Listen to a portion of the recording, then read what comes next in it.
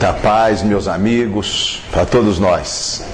Eu quero agradecer o convite tão afetuoso dos amigos aqui de Matias, dizer da minha alegria de poder usufruir uma manhã de domingo, junto de pessoas tão agradáveis, tão sinceras na busca do melhoramento pessoal. Há muitos anos a gente vem defendendo a ideia de que os Espíritos fizeram muito em termos de nos oferecer informações a respeito de toda a realidade espiritual e de nós mesmos. Chico desencarnou, deixando mais de 400 livros. Ivone nos deixou 12 obras primorosas. Divaldo com a sua contribuição. Mas nós achávamos que nós encarnados, com todo esse material recebido, precisávamos fazer um pouco mais. Precisávamos sair da nossa zona de conforto e pesquisarmos temas relacionados a cada um de nós, temas com os quais nós temos mais afinidade e que de uma forma ou de outra se identificam com a nossa atividade profissional, com a nossa área de pesquisa, com a nossa área de estudo. E nós defendimos essa ideia de que grupos de espíritas relacionados a determinada área deveriam estudar temas espíritas, se aprofundar nesses temas e apresentarem a conclusão de suas reflexões. E nós então decidimos há alguns anos formar um grupo para estudar esse tema, a imersão do espírito na matéria, o que Allan Kardec chamou na Revista Espírita de corporeidade. O espírito enquanto um ser encarnado. Como se dá essa relação dele com o corpo e com o ambiente? Como eles se interagem?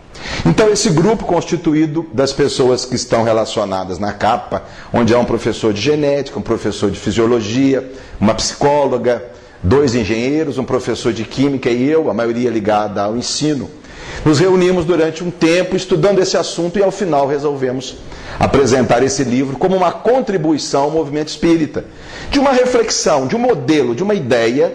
Obviamente não estamos fechando questão, é apenas uma nova palavra que motive as reflexões. Nós vamos apresentar para vocês algumas ideias que estão veiculadas nesse livro. E a gente vai começar com uma ideia de Leon Denis, que ele apresentou nesse livrinho aqui, Síntese Doutrinária e Prática do Espiritismo.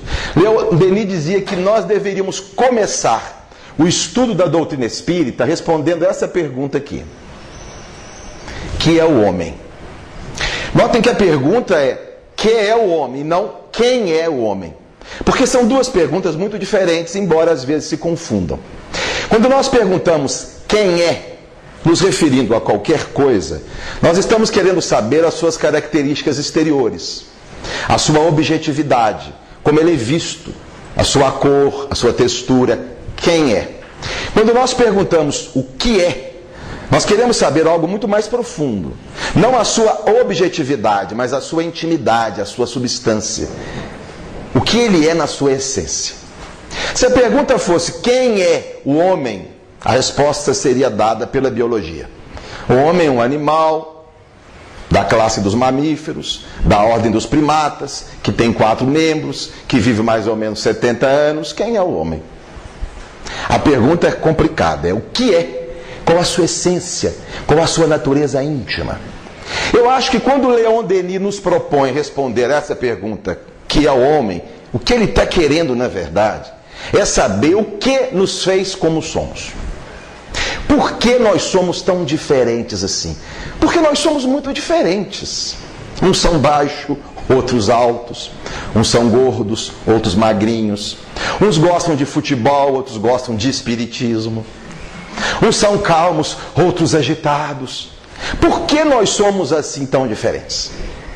Que elementos se somam para fazer com que cada um de nós seja um ser único, singular, com uma impressão digital que não se reproduz, com uma fisionomia que não tem outra igual, com características psicológicas que são próprias? O que nos fez assim tão diferentes? Se nós fizermos essa pergunta para estudiosos da área da biologia, que é o homem, a resposta será mais ou menos essa aqui. O homem é o resultado da interação dos genes herdados dos pais e do ambiente onde está inserido. Isso está num livro chamado O Projeto da Vida, de dois grandes biólogos ingleses, Patrick Bateson e Paul Martin, que reproduz o pensamento da ciência materialista. Nós somos o resultado de um pacote de genes, que nós vamos ver que é uma substância química, que se desenvolveu em determinado meio cultural. Não há dúvida de que genes são fundamental naquilo que nós somos. Não apenas no que se refere a traços físicos do comportamento.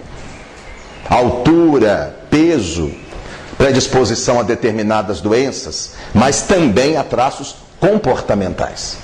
Hoje já existe uma genética do comportamento que tem relacionado genes, substâncias químicas, com timidez, com comportamento de risco, com violência, com dependência química. Essa evidência nós já a conhecíamos dos animais. Se tomarmos, por exemplo, a mosca da fruta chamada Drosophila e mudarmos um só gene, ela muda a sua orientação sexual. Um só gene faz com que a mosca macha sinta-se atraído por machos e a mosca fêmea sinta-se atraída por fêmeas. Um gene. Se pegarmos um vermezinho chamado C. elegans, que tem mais ou menos 2 centímetros, cerca de 1000 células, e se nós neutralizarmos 2 neurônios desse verme, ele muda o seu comportamento gregário. Ele que é um serzinho, que se alimenta em grupo, que gosta de conviver com os outros, se transforma num ser antissocial. Só se alimenta sozinho, não quer conversa com ninguém. Se nós examinarmos, por exemplo, o comportamento dos seres mais próximos de nós, os grandes primatas, nós vamos ver o que os genes são capazes de fazer. Se pegarmos, por exemplo, os orangotangos, têm uma característica comportamental toda própria. São mal-humorados, antissociais, não convivem. Se pegarmos, por exemplo, os gibões, são monógamos. Formam casais e vivem juntos a vida inteira. Não há registro de adultério entre os gibões. Se pegarmos, por exemplo, os gorilas, vivem em grupos de 8, 10, 12 indivíduos profundamente agressivos. Se pegarmos os chimpanzés, são ardilosos, políticos. Uma primatóloga chamada Jane Goodall estudou os chimpanzés durante mais de 30 anos, em loco, na África, e relata coisas muito interessantes. Ela relata, por exemplo, quando morreu o alfa do grupo, eles formam bandos de mais ou menos 30 indivíduos. Quando morreu o alfa, desenvolveu-se um processo político para a substituição daquele que era o líder do grupo. E ela conta com chavos, promessas. Um dos candidatos subiu numa árvore e começou a jogar banana para os outros indivíduos da espécie. Ato que nunca mais se repetiria após a eleição. Se examinarmos, por exemplo, os bonobos, que é um tipo muito parecido com os chimpanzés, são altamente promíscuos sexualmente. Não há agressividade entre eles, resolvem tudo no sexo. Fazem sexo o dia inteiro, macho com fêmea, fêmea com fêmea, macho com macho, adulto com adolescente. E isso por quê, minha gente? Por um único motivo: possuem genes diferentes. Esses genes não se perderam da evolução dos primatas superiores até nós. Esses genes existem e fazem parte daquilo que nós somos. Da mesma forma, ninguém pode negar a importância do ambiente na formação da nossa personalidade. Ortega y Gasset, um pensador espanhol do século passado, dizia assim: eu sou eu e as circunstâncias. Mostrando que nós somos pessoas diferentes, em decorrência do meio em que estamos. No centro espírita, gente, é uma maravilha, não é? É só sorrisos, beijinho e abraço para todo lado. Em casa, talvez a gente não seja assim, tão amoroso. As circunstâncias, o meio, a cultura, a educação. E a gente vê isso também entre os animais. Se tomarmos, por exemplo, entre as abelhas, a gente sabe que a abelha rainha e as abelhas operárias têm os mesmos genes, idênticos. No entanto, a abelha operária vive 6 meses E a rainha vive 6 anos. Como explicar que indivíduos da mesma família, que têm os mesmos genes, têm uma longevidade tão distinta? Sabem por quê? Alimentação. A abelha rainha é nutrida com aquela seiva, a seiva real, aquele alimento altamente nutritivo. Isso age sobre os mesmos genes, dando uma longevidade de 6 anos. Enquanto a operária que come aquele arroz com feijão de todo dia, vive apenas 6 meses. Não há dúvida que genes e ambiente participam daquilo que nós somos. Mas será que nós somos só isso? Eu tenho 2 sobrinhas que são gemelares, elas são gêmeas idênticas, Júlia e Beatriz. Hoje elas têm 23 anos. Júlia e Beatriz têm os mesmos genes, são gêmeas idênticas, univitelinas, 100% dos genes. No que se refere à influência ambiental, incrivelmente elas tiveram praticamente a mesma. Elas estudaram na mesma escola, na mesma sala, com a mesma professora, iam sempre nas mesmas festinhas, tinham os mesmos colegas, na mesma casa, com a mãe, a irmã mais velha, o pai, os tios, os avós, iam no mesmo dentista, no mesmo médico, tiveram as mesmas enfermidades da infância. Ora, os mesmos genes, as mesmas influências ambientais. No entanto, Júlia e Beatriz são muito, muito diferentes. O que fez Júlia e Beatriz tão diferentes assim? Se possuem os mesmos genes e a mesma influência cultural. Os próprios cientistas que afirmaram isso concordam que isso não explica tudo. Tem mais um fator. Que fator é esse? O acaso. O acaso, dizem Patrick Batterson e Paul Matt, desempenha um papel fundamental na formação do nosso desenvolvimento ao longo da vida. Bingo! Tudo não se resolve em genes e ambiente. Tem mais um fator, o acaso. É o acaso que fez Júlia e Beatriz tão diferentes. Mas o que é o acaso, minha gente? O acaso não existe. Acaso não tem realidade própria. O acaso é uma abstração mental. Como o acaso vai atuar sobre genes e ambiente, fazendo com que pessoas sejam tão diferentes assim? A ciência para aqui. Mas quando nós lançamos mão do conhecimento espírita, nós vamos ter que introduzir um novo elemento nessa equação aí. Aqui então nós vamos buscar o nosso Allan Kardec, na Revista Espírita em 1862, quando ele vai dizer: o elemento espiritual desempenha um papel preponderante, tanto nos fenômenos físicos quanto nos fenômenos morais. Genes participa da nossa estruturação, ambiente sem dúvida, mas além disso tudo há uma consciência não física, pré-existente ao corpo, sobrevivente ao corpo, independente do corpo. É esse elemento espiritual, essa consciência em trânsito do primarismo para a perfeição relativa, que explica aquilo que a ciência ainda não é capaz de explicar. Psiquiatras espíritas reunidos em Goiânia no ano de 1990 escreveram uma carta que ficou conhecida como a Carta de Goiânia. Nessa carta eles apresentam um conceito de homem e definem o homem como um ser psicoespiritual.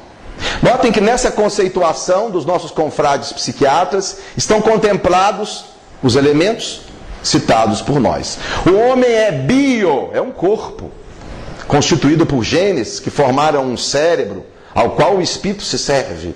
Isso é importante. Somos também sócio, resultado de inúmeras influências que sofremos.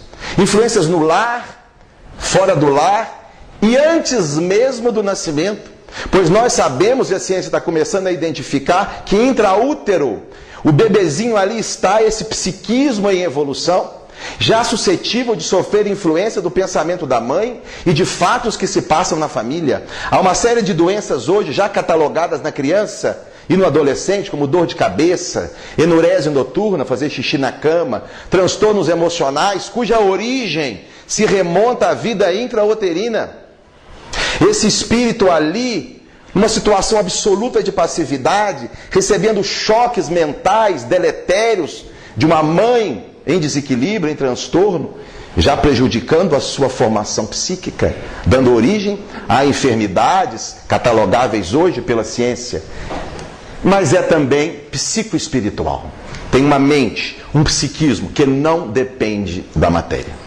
Sintetizando então até agora tudo o que nós falamos, nós podemos dizer que o homem é o resultado dos seguintes fatores: genes herdados dos pais e sua expressão principalmente no cérebro, porque o cérebro é onde nós concentramos as nossas energias.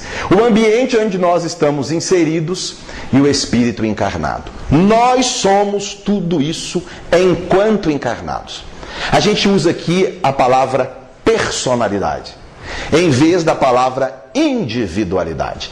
Individualidade é o espírito, é a consciência, é o ser interexistente. Ao se encarnar, ele assume uma personalidade, resultado dele próprio, da biologia e das influências que sofreu do meio. Vamos examinar com vocês cada um desses elementos e vamos descobrir coisas muito interessantes. Genes herdados dos pais e sua expressão no cérebro. Isso aqui faz parte da nossa personalidade. O que são os genes, minha gente? Vamos pegar aqui uma célula. Nós somos constituídos de mais ou menos 70 trilhões de células. A célula tem um núcleo, que é a região central. Dentro do núcleo há uma estrutura chamada cromossomo. A célula humana possui 46 cromossomos. Temos aqui um deles. O cromossomo, na verdade, é constituído de uma substância química chamada DNA. Temos aqui um esqueminha do DNA. O gene, na verdade, é um fragmento dessa substância.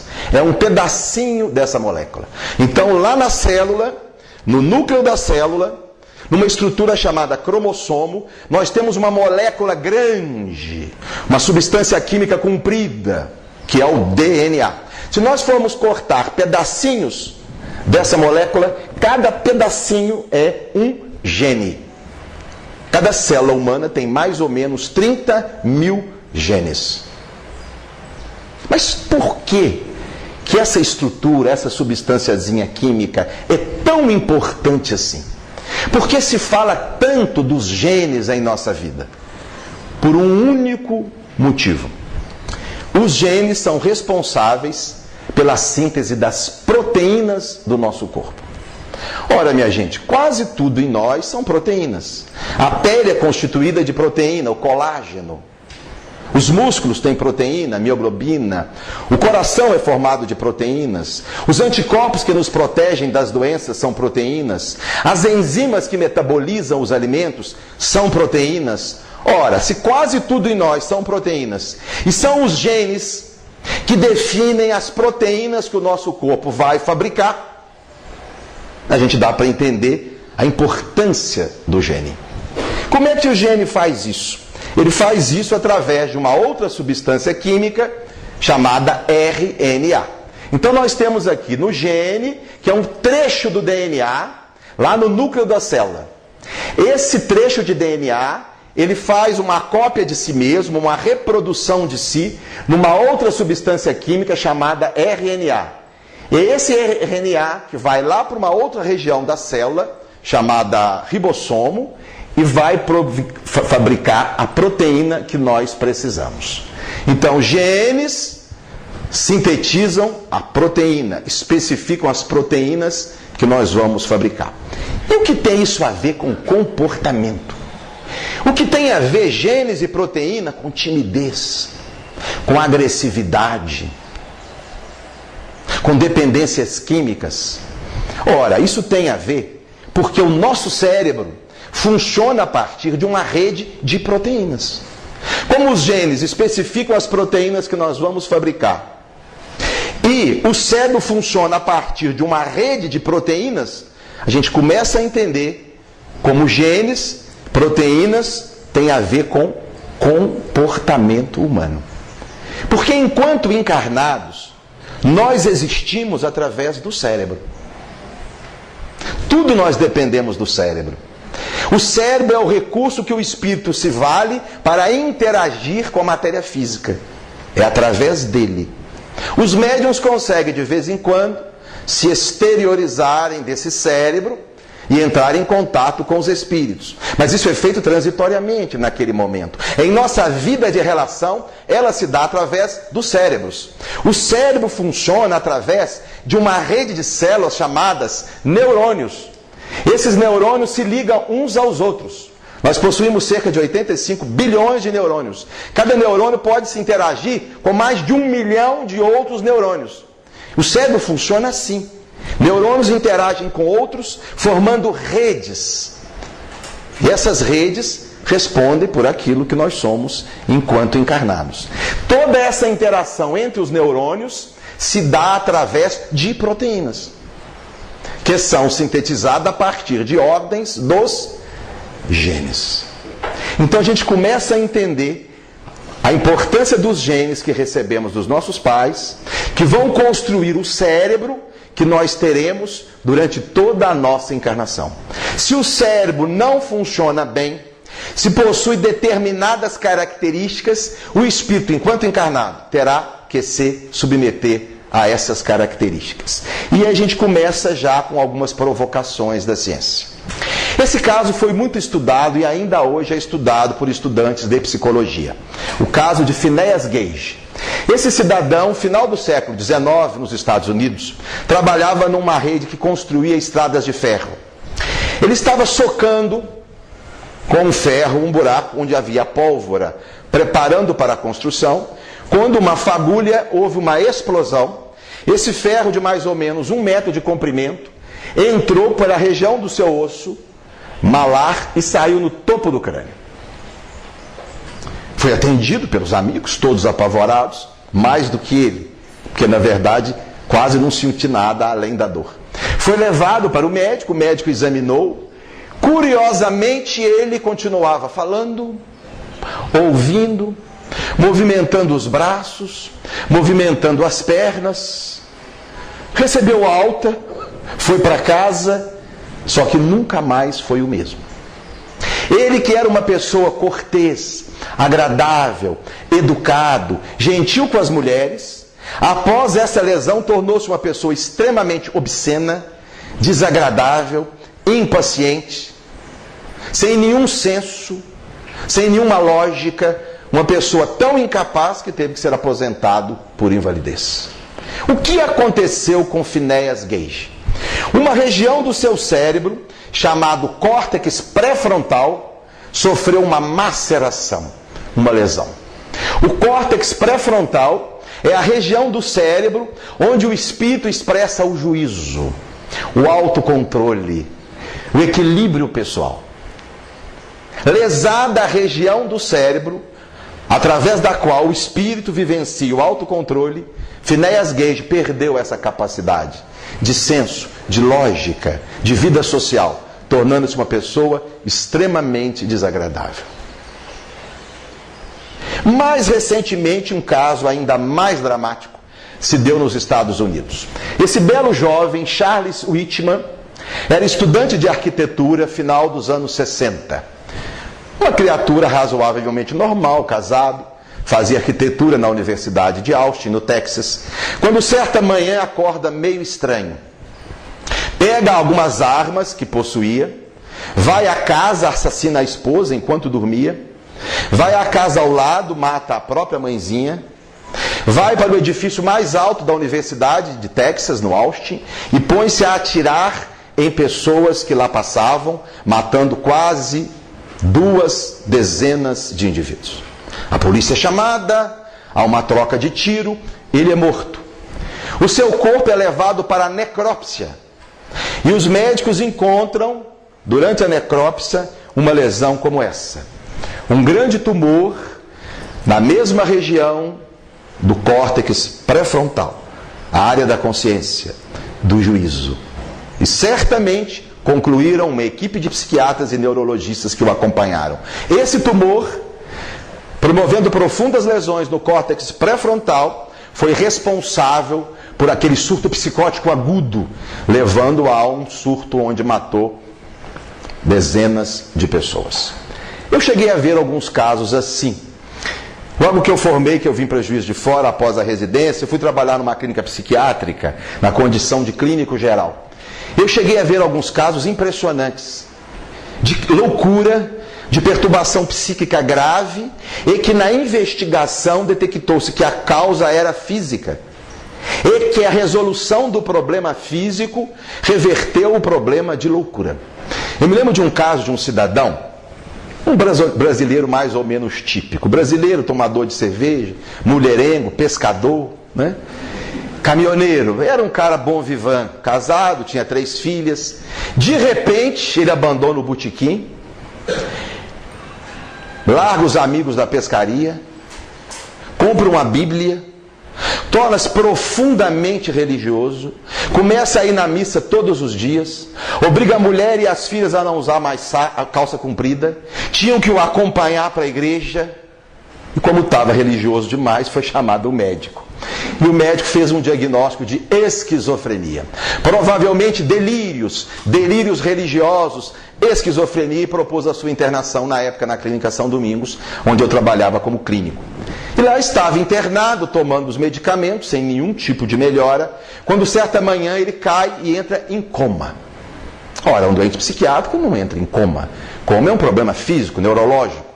Então eu o atendi e o transferi à época para a Cotrel, que tinha uma relação com a Clínica São Domingos, eram os mesmos donos e tal.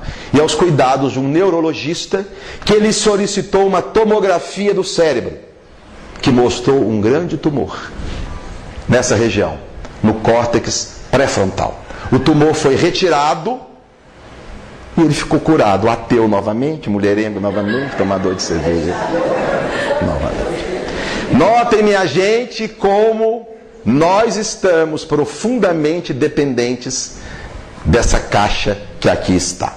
O que é que a nossa doutrina espírita fala a respeito de genes e cérebro? Vamos lá. Leon Denis. O espírito molda o seu corpo, porém, ele apenas pode se servir dos elementos postos à sua disposição pelas leis da hereditariedade. Porque nós gostamos de falar isso, mas é o espírito que molda o seu corpo, é o espírito que constrói o seu corpo. Sim, mas com os materiais que lhes são oferecidos. Tomemos o mais brilhante engenheiro, o pedreiro melhor de Matias Barbosa e um arquiteto sensacional. E vamos dar para construir uma casa com apenas tijolo, cimento e areia, e mais nada. O que será essa casa? Mas eles é que construíram. Mas com o material que lhe era disponível. O espírito constrói o seu corpo, mas com os genes que encontra os gametas dos pais. Um espírito pode desejar muito, possuir numa encarnação olhos pretos. Mas se os olhos de seus pais são azuis, esses olhos pretos só na outra encarnação. Não há nada que ele possa fazer para ter olhos pretos. Por quê? Não há genes para olhos azuis nos gametas dos pais. Vamos então para o nosso Allan Kardec.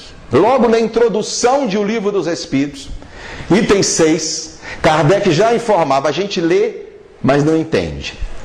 Não tem olhos para ver, como dizia Jesus. O espírito encarnado está sob a influência da matéria. Quantas vezes nós já lemos isso? Mas não paramos para pensar. Está sob a influência da matéria. O espírito encarnado não é só ele. Não é só uma consciência.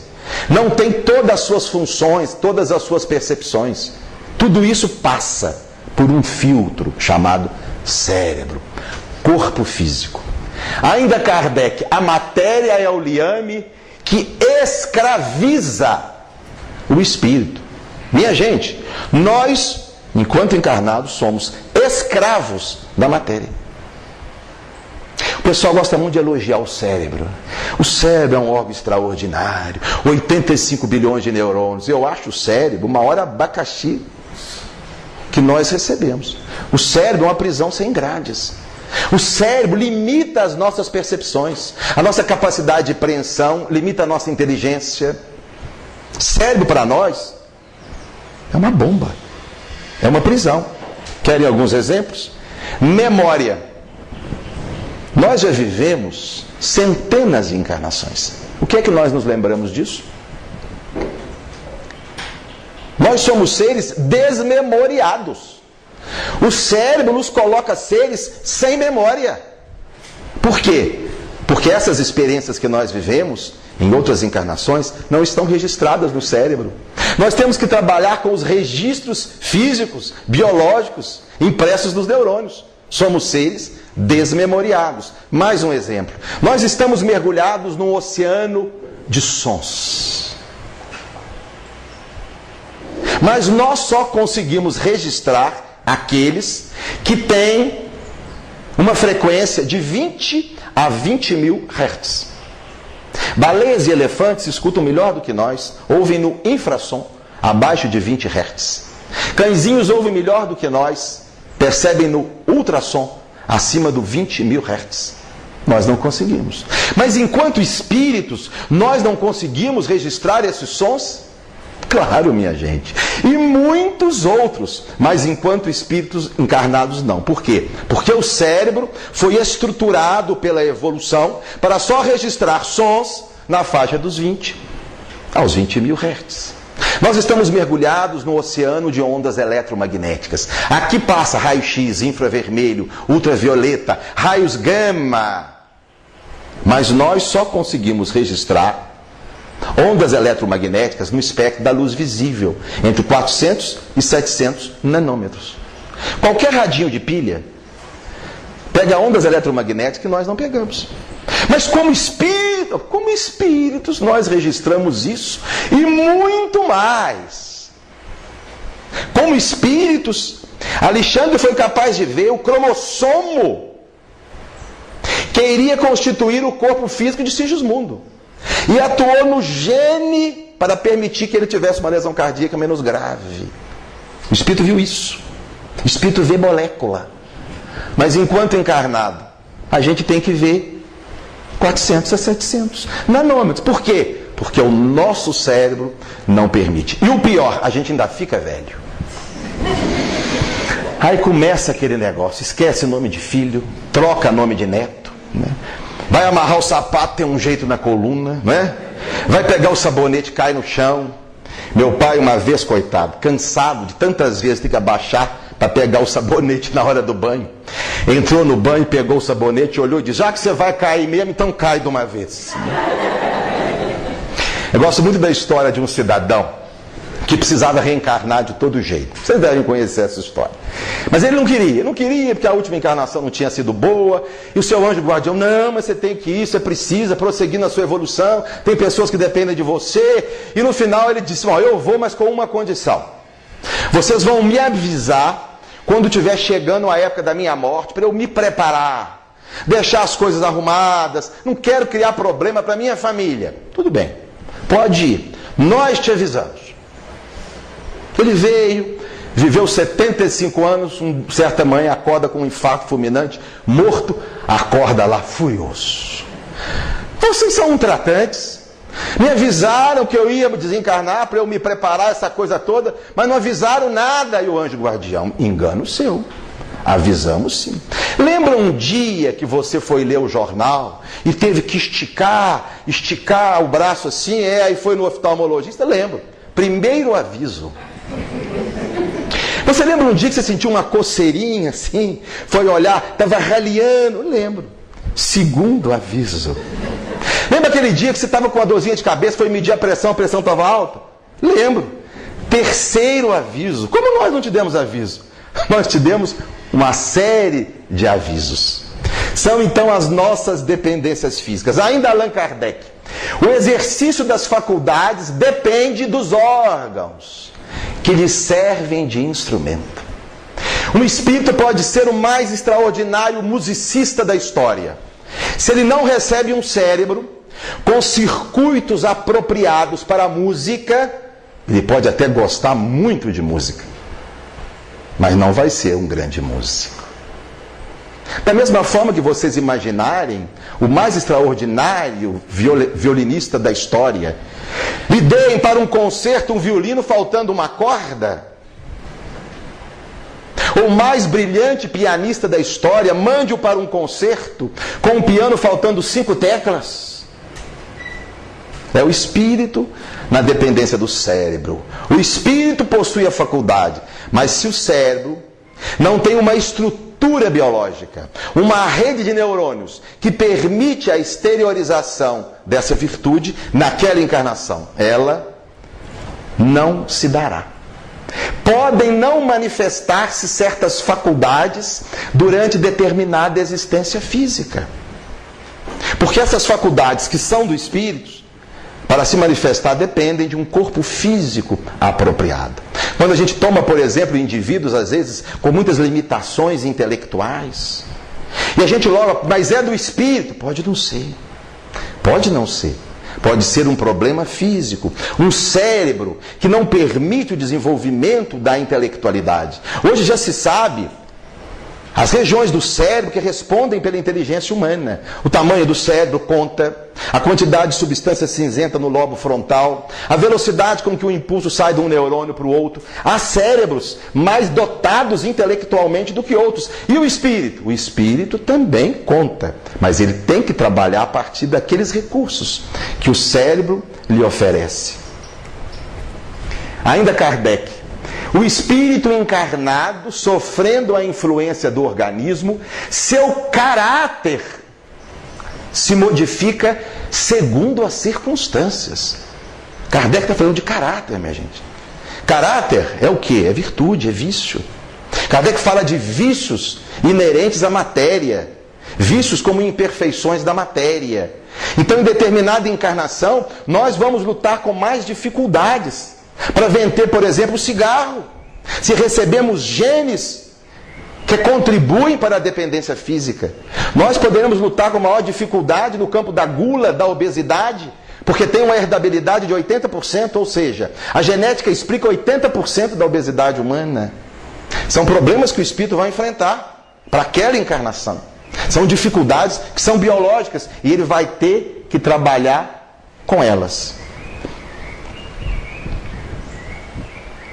De onde eu tirei isso? De onde eu tirei isso? Filme Nosso Lar. Quem é essa? No filme? Quem é essa no filme? Hein? Dona Laura, mãe do Lísias, enfermeiro que socorreu o André Luiz, lembraram? No momento final do livro Nosso Lar, Laura faz uma reunião, ela está se preparando para a reencarnação. E nessa reunião vai um cidadão, um funcionário da governadoria. E há um diálogo entre ela e esse funcionário da governadoria. Olhem só. O cidadão diz assim: recomendando aos cooperados técnicos da reencarnação o máximo cuidado no trato com os ascendentes biológicos, que vão entrar em função para constituir o novo organismo de nossa irmã. Ele estava dizendo que o governador determinou que uma equipe tivesse muito cuidado em selecionar os ascendentes biológicos. O que é isso? Os genes que ele iria herdar dos pais, para que lhe permitisse um organismo o melhor possível, para que desenvolvesse as suas atividades. Aí Laura diz assim: que eu não me encontre demasiadamente sujeita à lei da hereditariedade. Demasiadamente, porque não tem como se fugir a ela. Mas que houvesse uma interferência na escolha dos seus genes, para que ela pudesse ter um organismo que lhe oferecesse algumas vantagens. Tenho tido grande preocupação relativamente ao sangue. É interessante André Luiz usar a expressão sangue. Isso é de 43. O conceito de genes não estava estabelecido. A gente antigamente falava muito em sangue, né? Isso veio do sangue. É o sangue ruim dos pais. Troca sangue por genes. São os genes ruins do pai. Essa substância química que vem nos gametas, que está lá no núcleo da célula. Notem só André Luiz nos mostrando o cuidado que o espírito deve ter. Aqui nós começamos, minha gente, a entender algumas coisas sobre a ótica espírita.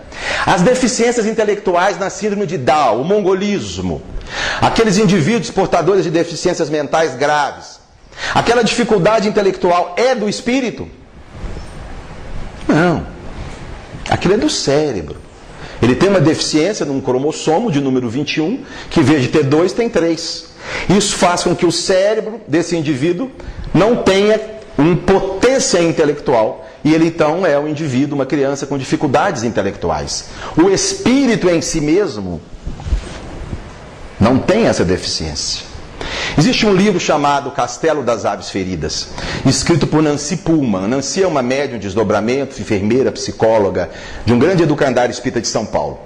E Nancy tinha por hábito desdobrar-se à noite e realizava trabalho numa escola espiritual próxima à cidade de São Paulo, que trabalhava com crianças portadoras de deficiência mental grave, em sua maioria portadores de síndrome de Down. E ela conta nesse livro que ela se relacionava com as crianças nessa escola, que estavam encarnadas, desdobradas do seu corpo físico, e elas eram normais. Elas tinham inteligência normal enquanto afastada do corpo. Plena consciência do problema físico que vivenciavam. E um dia ela conta que se encontrou com um Dao chamado Chinesinho, que ela conhecia da crosta, da escola que ela dirigia. E ela notou o Chinesinho muito triste, lá na dimensão espiritual, ambos desdobrados. Notou o Chinesinho muito triste. Ele disse assim: meu filho, o que foi que houve? Por que tanta amargura no olhar? E disse assim: tia Nancy, eu estou triste porque eu fui informado que eu vou desencarnar. Ela: mas você vai desencarnar? Você goza de tão boa saúde? O que foi? Ela disse: vou desencarnar, tia Nancy. E eles disseram que eu vou desencarnar de fome. Ela levou um susto. Mas como desencarnar de fome? Você é até bem gordinho. Eu vejo os lanchinhos que os seus pais mandam para você. Como desencarnar de fome, Chinesinho? E disse: não, tia Nancy, não é de fome de comida, não. Eles disseram que eu vou desencarnar de fome de amor. Porque meus pais, na verdade, nunca me aceitaram. Eles até tentam, coitados. Eu acho que eles fazem o melhor possível. Mas no fundo, nunca me aceitaram. E eu vou desencarnar por falta de afeto. O problema é físico. A resposta dos doentes aos psicofármacos. O indivíduo tem uma depressão, toma fluoxetina e melhora. Mas a depressão não é do espírito? Não, não é do espírito. A depressão é do cérebro. É uma alteração de neurônios. Tem pouca serotonina. O espírito, pelo desequilíbrio, gerou o problema no cérebro. Mas a depressão não é do espírito. Porque se fosse do espírito, fluoxetina não ia melhorar. Já imaginaram fluoxetina agindo no espírito e melhorando a cabeça do espírito? Não, no cérebro. As doenças psiquiátricas, minha gente, são doenças cerebrais. A alteração na química do cérebro, você dá remédio e melhora. Claro que essas desordens são criadas pelo espírito. Sentimento de culpa, vergonha, inadaptação à atual encarnação, medo, uma série de emoções construídas por ele. Mas a doença é física. Castração química. Estão começando a tentar, em grandes criminosos sexuais, pedófilos em série, dar injeção de progesterona, que é um hormônio feminino. A progesterona no homem inibe a função sexual, age no hipotálamo. Espera lá, mas a função sexual não é do espírito? Enquanto encarnado, depende do cérebro para que o sexo se manifeste. Se você dá um remédio que neutraliza as regiões do cérebro responsável pela sexualidade, o espírito, enquanto encarnado, não vai se manifestar do ponto de vista da sua libido. Uso de lítio para reduzir a agressividade humana. Lítio é um remédio usado em transtorno bipolar, carbonato de lítio. Estão começando a dar lítio para indivíduos extremamente violentos, agressivos, criminosos em série, psicopata. Funciona, em muitos casos funciona. O lítio reduz a agressividade do indivíduo, o seu impulso criminoso. Espera lá, mas o impulso criminoso não é do espírito? Sim, mas enquanto encarnado passa pelo cérebro. O lítio age nas regiões do cérebro responsáveis pela manifestação da violência. Bloqueia o cérebro, o espírito não manifesta a sua agressividade. A gente está vendo como a coisa é mais complicada do que nós espíritas, afinal, como as coisas como são mais complicadas do que a gente imaginava. Mas se genes fazem a parte daquilo que nós somos, o segundo elemento, o ambiente onde nós estamos inseridos. A genética do comportamento divide didaticamente o ambiente em dois tipos. O chamado ambiente compartilhado e o não compartilhado. O ambiente compartilhado é aquele ambiente que nós compartilhamos com os nossos irmãos. É o ambiente no lar. A influência dos pais, dos avós, os vizinhos. O ambiente não compartilhado é todo aquele influência que nós sofremos da cultura fora do lar. A escola, os amigos no trabalho, a esposa e os filhos do nosso casamento, enfim, tudo aquilo que se dá fora. Tanto o ambiente compartilhado, ou seja, as influências do lar, como o ambiente não compartilhado, todas as influências que sofremos fora do lar fazem parte na estruturação da nossa personalidade. Examinando primeiro o ambiente compartilhado. Já ouviram falar nas crianças selvagens? Já existem mais de 100 casos estudados pela ciência de crianças que foram criadas por animais longe do contato humano. Crianças que foram abandonadas pelos pais muito pequenas, bebezinhos, e foram encontradas alguns anos mais tarde, não eram seres humanos. Não eram seres humanos. Um dos casos mais dramáticos, que foi muito bem estudado, é o caso de Oksana. Oksana foi abandonado pelos pais que eram alcoólatras quando tinha 2 anos, numa fazenda decadente na região da Ucrânia. E foi criada junto com os cães da fazenda. Foi encontrada por volta de 10 anos de idade. Não falava, latia, andava de 4, fazia xixi levantando a perninha e se alimentava de carne. Foi levada para um educandário, submetida a intensa estimulação psicomotora, melhorou um pouquinho, aprendeu a falar 50 palavras, aprendeu a rir, até arrumou um namoradinho. Hoje ela tem próximo de 30 anos, mas nunca conseguiu se recuperar. Não tem nenhuma alteração cerebral, não tem nenhuma alteração genética, falta daquele estímulo inicial do lar. Genes são importantes, mas se esses genes não forem trabalhados pelo ambiente, o indivíduo não se torna um ser humano. Outro caso também muito dramático, estudado na Índia, por volta de 1920, encontraram numa floresta 2 crianças pequenas e deram o nome de Amala e Kamala. Acredita-se que tenham sido abandonadas pelos pais muito bebês. Foram criadas por uma grande família de lobos. Ao serem pegas, uma tinha 5 ou 6 anos, a outra tinha 8 ou 9, uma idade mais ou menos aproximada. E elas não falavam, elas uivavam, né? Comiam carne podre, andavam de 4, demonstravam extrema agressividade. A mais nova morreu poucos meses depois, não se adaptou à vida na sociedade. A mais velha, Kamala, ela conseguiu viver mais alguns anos. Aquela se alimentando de uma coisa que colocaram para os cães, ela fugiu da sua casinha e foi lá se alimentar como os cães, não conseguiu adquirir os hábitos humanos. Falta de um estímulo do ambiente. Vamos ver algumas considerações importantes sobre a questão da família na formação da nossa personalidade. Esse estudo é muito interessante. Verificou crescer sem um pai em casa. Quando o pai é vivo, se relaciona com abandono nos estudos, ociosidade e gravidez na adolescência. Eles estudaram jovens adolescentes do sexo feminino que tiveram a presença do pai no lar e jovens que o pai tinha abandonado a família ou nunca assumido a filha.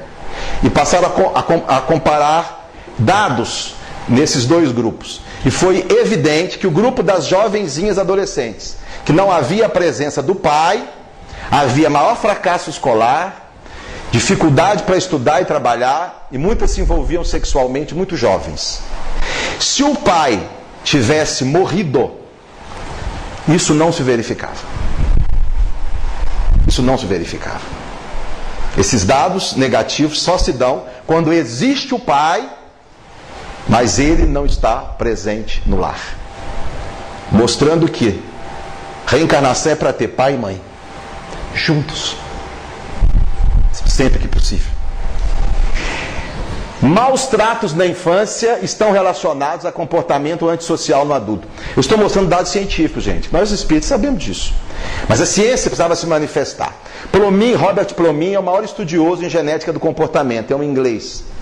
Está provado que crianças que recebem espancamento, que são muito maltratadas, surras, quando adultos tendem a ter um comportamento antissocial. Resultado de uma educação frustrante, agressiva.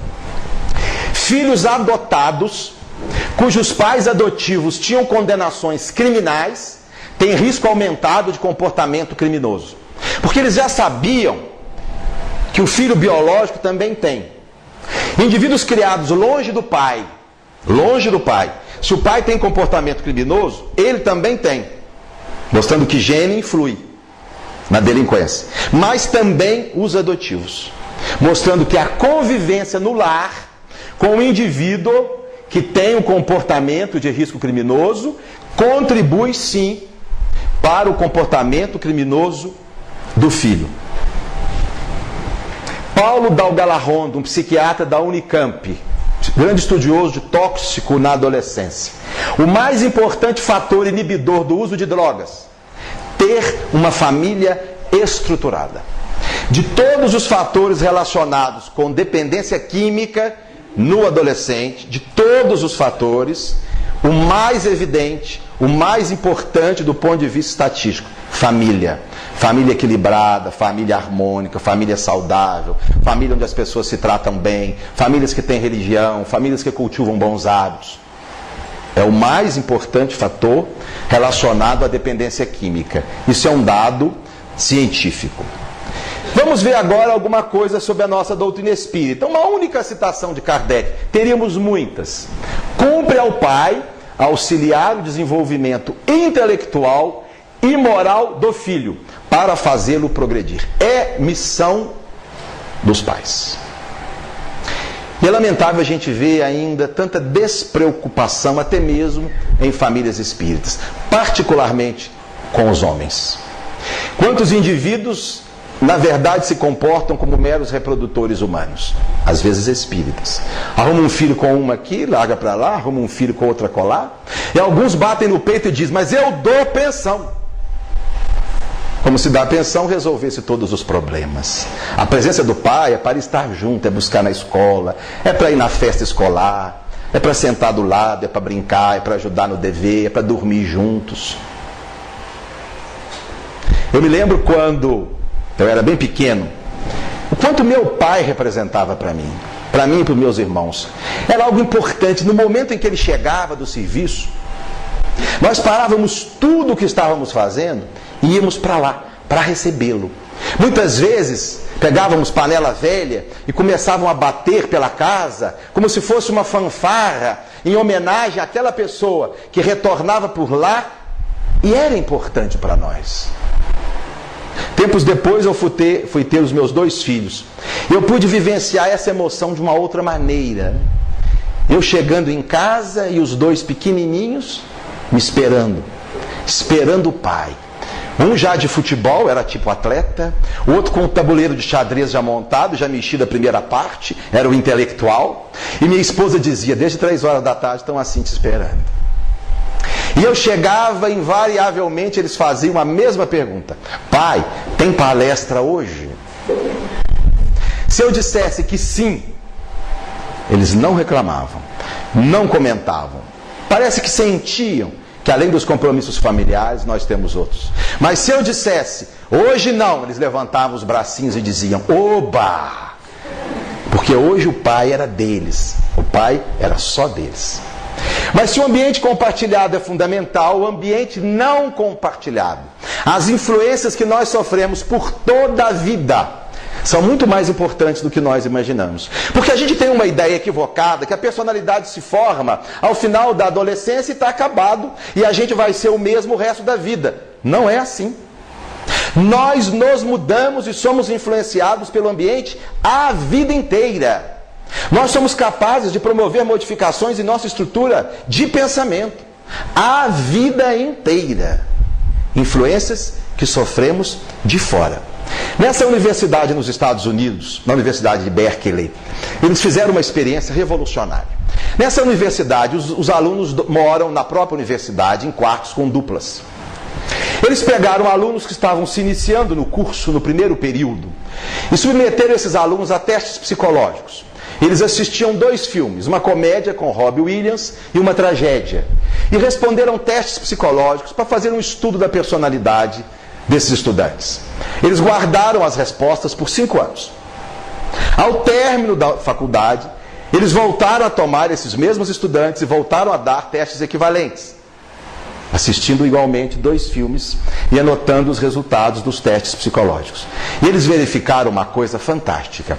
Aqueles jovens que compartilhavam os mesmos quartos passaram a ter aos testes, 5 anos depois, respostas muito semelhantes, mostrando como eles haviam se influenciado uns aos outros em 5 anos de convivência.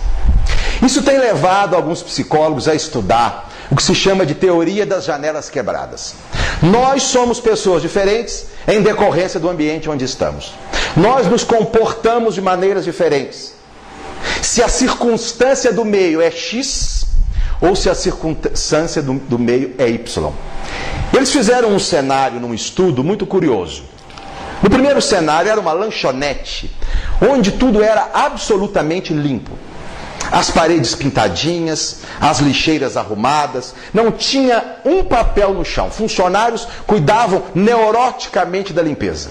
E passaram a registrar como as pessoas, os consumidores, se conduziam naquele cenário. No outro cenário, eles colocaram uma lanchonete com as paredes riscadas, a lixeira quebrada.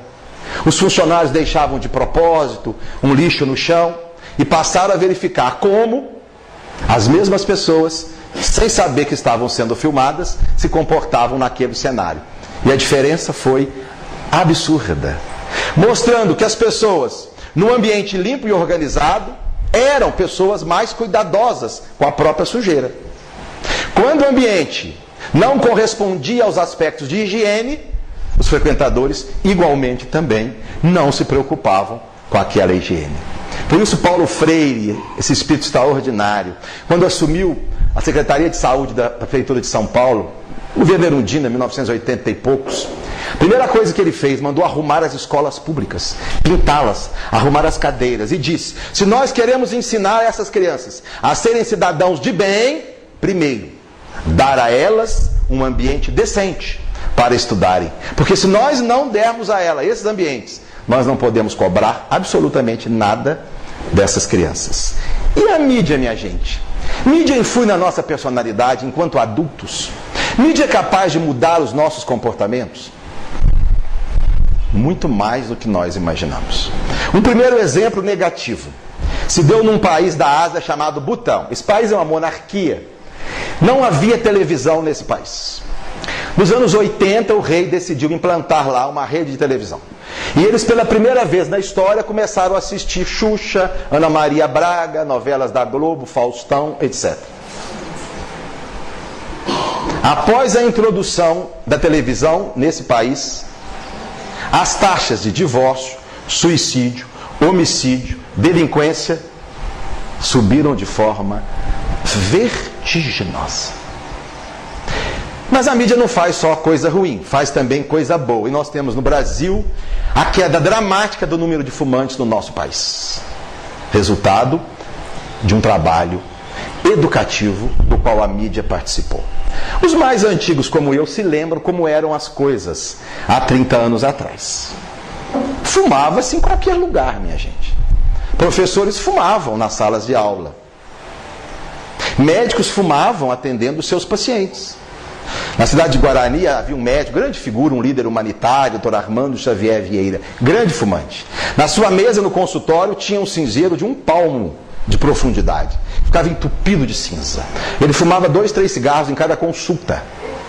Uma vez ele estava atendendo um velhinho da zona rural com um grave enfisema tabágico. O Dr. Armando era muito bravo, né? Ele pegou o raio-x do velhinho e falou: olha o seu pulmão como é que está, todo preto. Se você não parar de fumar, vai morrer. O cigarrinho no canto da boca. Teve uma hora que o velhinho criou coragem, voltou para ele e disse: doutor Armando, o senhor está mandando eu parar de fumar, mas o senhor já fumou 2. Ele virou para o velhinho e disse assim: mas você veio aqui para tratar o seu enfisema ou o meu? Porque se é para tratar o seu, você que tem que parar de fumar. Era assim, a gente fumava-se nos ônibus. Eu fazia residência médica no Rio e pegava o ônibus da Útil, né? Do qual não tem nenhuma saudade. E quando passava ali na Serra de Petrópolis, às vezes em julho, muito frio, com as janelas dos ônibus fechadas, e a turma que fumava, fumava mesmo, não tinha essa história não. Podia ter criança, idoso, grávida, fumava, todo mundo fumava. Até que a ciência descobriu algo chamado de fumante passivo. Mostrou que aquele que não fuma, mas que convida com fumante, corre riscos de contrair doenças relacionadas ao cigarro. E a mídia começou a mostrar que fumar perto, que o vovô fumar perto da criança que tem asma, piora a asma da netinha. Que os familiares fumarem perto de um parente coronariopata, coloca em risco esse parente. E criou-se uma concepção midiática positiva de que fumar, além de fazer mal para aquele que fuma, é um ato de egoísmo para o que não fuma. E a partir dessa concepção surgiram leis que foram sendo assimiladas. É proibido fumar em repartições públicas, é proibido fumar em bares, é proibido fumar em ônibus. A taxa de fumante do Brasil, minha gente, que há 25 anos era de 30% dos brasileiros, hoje caiu a 18%. Quase a metade. Graças ao notável papel da mídia no comportamento humano. E o parecer da nossa doutrina espírita? Kardec se refere à questão do ambiente? Olhem só essa questão. 216. Sendo o espírito sempre o mesmo nas diversas encarnações, podem existir certas analogias entre as suas manifestações, se bem que modificadas pelos hábitos da posição que ocupe. Se de senhor passa a escravo, inteiramente diversos serão os seus gostos, e dificilmente o reconheceríeis. Os espíritos disseram a Kardec: o mesmo espírito, em contextos reencarnatórios diferentes, pode nem ser reconhecido. Se numa reencarnação ele foi escravo, na outra ele foi senhor, o seu comportamento, a sua personalidade, os seus gostos são diferentes. Se mudam, modificam. Olha o papel da cultura, olha o papel do meio. Quando então às vezes a gente atende uma senhorinha muito limitada, que não entende nada que a gente fala. Estamos lá, doutor Raimundo, no SUS, a gente fala vermelho e entende amarelo, né? Tem que explicar uma receita um monte de vezes. A gente põe na cabeça: meu Deus, que ignorância. Eu fico pensando assim: se essa senhora tivesse criado pelos meus pais e fosse minha irmã, teria sido muito diferente.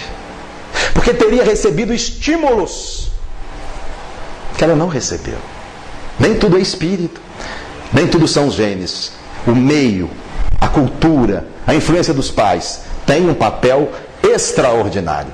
E finalmente o terceiro elemento que compõe aquilo que nós somos: genes, ambiente e a consciência, que somos todos nós. Já aqui o nosso Allan Kardec nos lembra: a fonte das faculdades inatas. Inato é algo que já vem pronto, que já vem conosco. Está na individualidade reencarnada. Pois a alma traz, unindo-se ao corpo, o que adquiriu, suas qualidades boas ou más. Acima de tudo isso, há ali um espírito que traz uma história. Ao renascermos, minha gente, nós não recebemos uma página em branco onde vamos começar a escrever a nossa história. Não.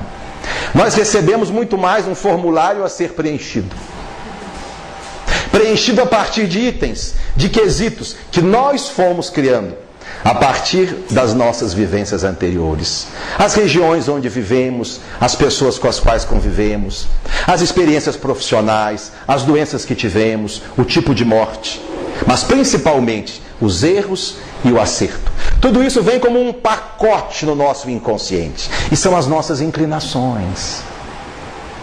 Inclinações que muitas vezes não dependem dos genes, que não dependem da influência do meio, como no caso de Júlia e Beatriz, vem com o espírito, que é próprio do espírito. Aí a gente consegue entender características particulares que muitos de nós temos, que não podem ser explicados pela genética nem pelo ambiente. Eu venho de uma família, por exemplo, de grandes fumantes. 3 gerações de fumantes. Meus avós, com exceção da minha avó Anita Borella, eram grandes fumantes. Meus pais, grandes fumantes. Tios todos fumavam. Eu comecei a fumar aos 14 à custa de muito sacrifício. Parei depois. Minha irmã, grande fumante. Mas meu irmão caçula, desde pequenininho, teve horror ao cigarro.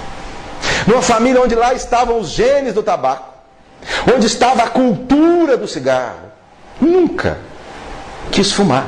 O Espírito trazendo as suas tendências e as suas qualidades. A gente começa a entender, então, características que não são próprias. Facilidades que algumas pessoas têm. Crianças que aprendem a ler e escrever há 5 anos, sem que ninguém nunca tenha ensinado. E a gente se pergunta, de onde vem isso? Vem de um espírito altamente intelectualizado que provavelmente ficou pouco tempo no mundo espiritual. Reencarnou num breve espaço de tempo e ainda traz todas essas reminiscências. Nós vamos entender as diferentes inteligências, como indivíduos são dotados de uma notável inteligência, por exemplo, linguística e matemática, mas tem uma limitação, por exemplo, musical, ambiental, tremenda. Eu conheço um indivíduo, talvez seja das maiores inteligências que eu conheço. Professor da universidade, fez doutorado em linguística. Dá para vocês imaginar o que é isso. Não consegue tirar a carteira de motorista. Depois de tentar 8 vezes, ele me disse, Ricardo, desisto, eu não vou dirigir. Não consegue, toma pau. Na última, ele até estava indo muito bem, sabe, Gilson? Mas aí esbarrou no espelho, no limpador do para-brisa. E aquilo começou, ele lá, e aquilo lá. Aí o instrutor falou com ele, meu filho, você não vai desligar não? E ele, onde é que desliga? Paulo, depois dessa ele falou, desisto. O Espírito traz as suas dificuldades, desenvolveu-se naquela área, naquele setor. Eu cá comigo tenho uma dificuldade do trato fino, que é impressionante. Minha esposa diz que o problema foi de criação, não acredito, porque os meus irmãos não têm. Uma dificuldade do trato, porque tem gente que tem uma mão maravilhosa, né? Tem gente que tudo que põe faz bem feito, vai cortar, é aquela coisa certinha, uma letra primorosa. Tem outros que onde põe a mão, um desastre. Lá em casa minha mulher, não põe a mão não, deixa que eu faço. Porque tudo que eu faço quebra, sai torto, sai errado, né? Quando eu tinha 4 anos, quase fui expulso do colégiozinho lá de Astolfo Dutra, porque eu não conseguia fazer o número 2, não conseguia. Eu falei, vou embora da escola, não quero na escola, eu tinha vergonha, não saía o número 2. Né? Aos 10 anos fui fazer a prova de admissão ao ginásio. O diretor do colégio era muito amigo do meu pai. Chamou meu pai e mostrou a minha prova. O pai olhou e disse, eu não acredito que um ser humano tem uma letra tão ruim assim. Comprou um pacote de caderno de caligrafia, eu passei as férias de janeiro fazendo caderno de caligrafia. Piorou. Quando eu comecei na faculdade de medicina, meu pai tinha um amigo, Dr. Hélio Pasqualino, que era um grande cirurgião. E o Hélio disse, Arthur, vou fazer do Ricardo o melhor cirurgião de Juiz de Fora. Ele vai começar a operar comigo desde o primeiro período. Gente, eu fugia do homem como o diabo foge da cruz. Já imaginaram eu com um bisturi numa mão e uma tesoura na outra, cortando o corpo de um cristão? Facilidade linguística. Pessoas que têm uma facilidade de aprender línguas, brincando, aprendem 3, 4 idiomas. Outros mal falam o português. Dificuldade do próprio indivíduo. Dr. Ronaldo Tornel da Silveira, companheiro nosso já desencarnado, me contou que certa feita foi a Uberaba visitar o Chico e levou alguns exemplares do Evangelho segundo o Espiritismo para dar a algumas famílias que seriam visitadas pelo Chico. Em determinado momento eles entraram numa casa e o Ronaldo deixou um exemplar do Evangelho. Na saída, Chico diz assim, olha, Manuel, manda te dizer que foi muito bom você ter deixado aí o Evangelho. Vai ser útil para alguém, não para o casal de velhinhos, porque eles são analfabetos. E manda te dizer para seu esclarecimento, que eles são analfabetos em espírito. Em encarnação alguma. Aprenderam a ler e a escrever. E aí a gente entende, minha gente, as dificuldades de muitas crianças.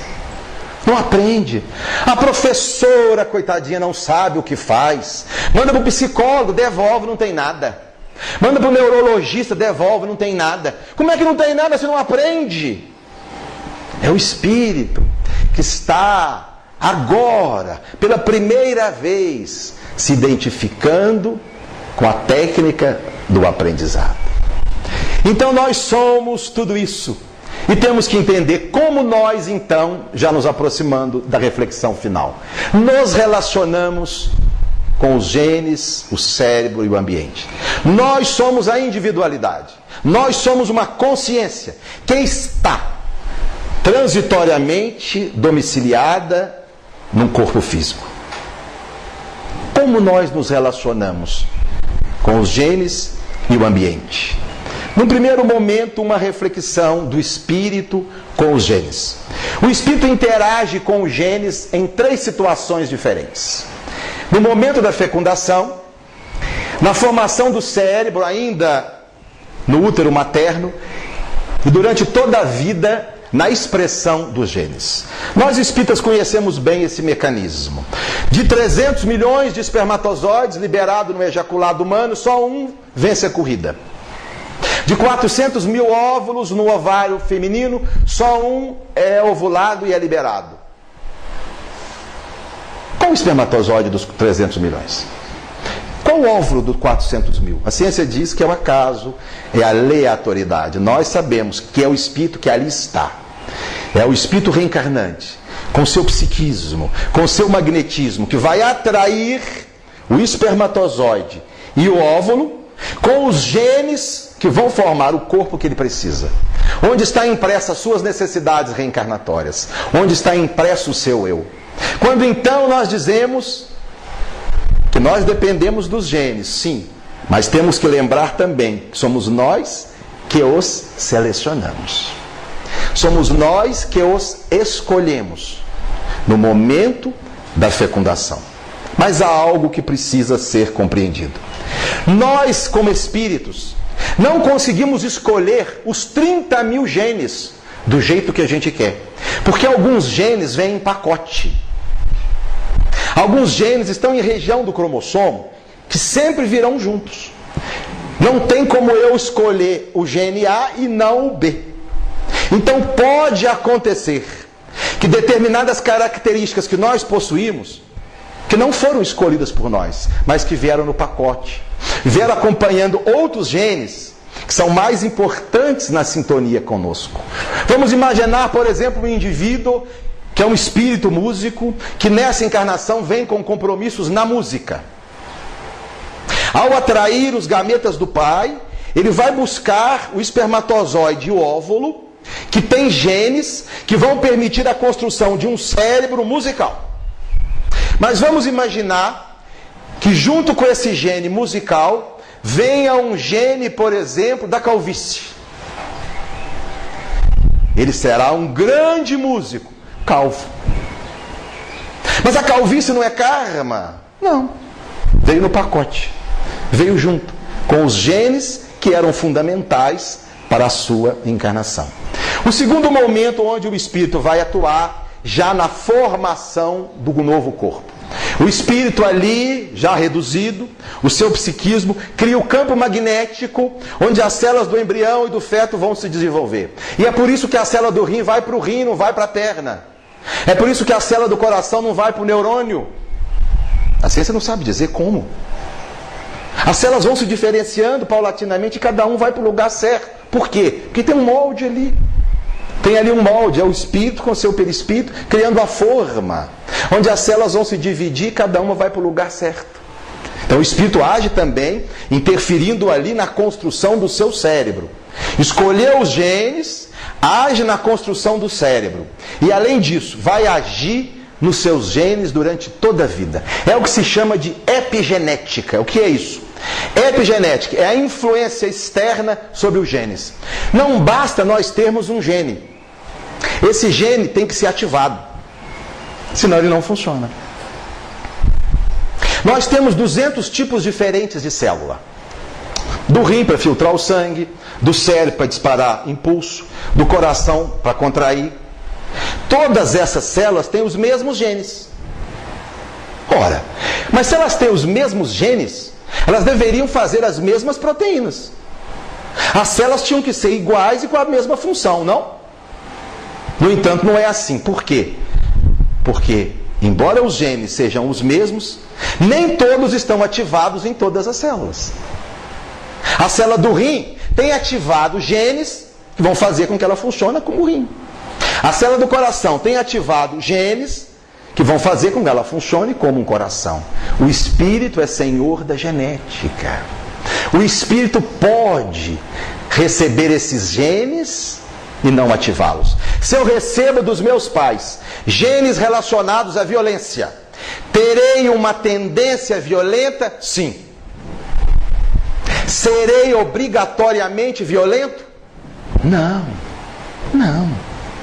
Porque eu, espírito, posso fazer prevalecer a minha vontade e inibir esses genes, não permitindo a sua expressão.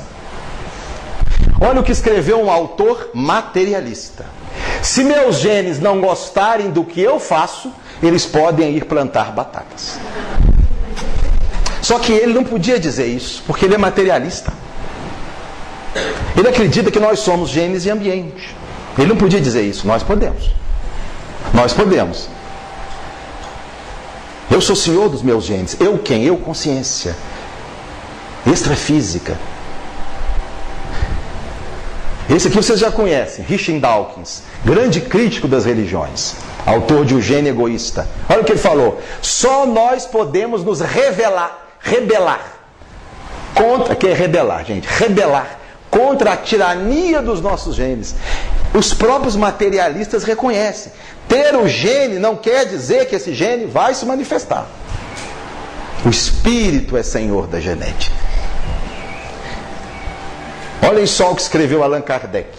O homem não poderia procurar desculpas no seu organismo para as suas faltas, sem com isso abdicar da razão e da própria condição humana para se assemelhar aos animais. Eu não posso agora dizer a vocês que sou gordo porque recebi os genes da gordura dos meus pais. Eu sou gordo porque recebi os genes da gordura do meu pai e como demais. Se eu deixar de comer demais, esses genes serão bloqueados. E o ambiente, minha gente? As influências que nós sofremos dos ambientes são fundamentais em nossa vida. Alguns companheiros da área da sociologia colocam tudo no ambiente. E segundo Jean-Jacques Rousseau, querem afirmar que o homem é bom à sociedade que o corrompe. Não é assim. Ambiente influi, sim. Mas acima do ambiente está a nossa capacidade de influenciá-lo e de ser refratário a ele. Gosto muito de uma anedota de duas assistentes sociais que conversavam sobre um garoto problema. E uma diz assim: coitadinho do Joãozinho, vem de uma família destroçada. E a outra: é verdade, Joãozinho destroça qualquer família. Será que a família que destroçou o Joãozinho? Ou o Joãozinho pelo seu comportamento que desestruturou a família? A gente tem que considerar ambas as possibilidades. O espírito abre, jamais fecha. E Allan Kardec vai dizer: não há arrastamento irresistível quando se tem a vontade de resistir. Posso ter nascido num ambiente de extrema criminalidade, jamais posso responsabilizar o ambiente por ser bandido. O ambiente contribuiu sim nas tendências para o crime, mas foi a minha decisão acima de tudo, porque eu poderia resistir sempre ao mal quando me apraz. E concluindo então, como nós podemos entender genes e ambiente em nossa vida? Se nós somos capazes de superar a influência do gene, se nós somos capazes de superar a influência do ambiente, para que eles servem afinal de contas? E deixamos a mensagem final com o nosso Allan Kardec. Genes e ambiente são provas, minha gente. provas as quais nós precisamos vivenciar. É necessário que o espírito adquira experiência. E para isso é necessário que ele conheça o bem e o mal. Precisamos vivenciar experiências com gênios complicados. Precisamos vivenciar experiências em ambientes difíceis para desenvolvermos aquilo que em nós, os germes da perfectibilidade. É o que nós tínhamos preparado para vocês. Estamos às ordens aí para perguntas, se houver. O perispírito, ele é de uma passividade absoluta. Na verdade, ele retrata a essência do espírito. O espírito pensa e o perispírito plasma. E o perispírito retrata o que o espírito tem na sua intimidade. Então, na verdade, tudo é o espírito. Do espírito estão as sensações, estão as emoções, está o sentimento, estão as virtudes, os defeitos. O perispírito simplesmente retrata isso.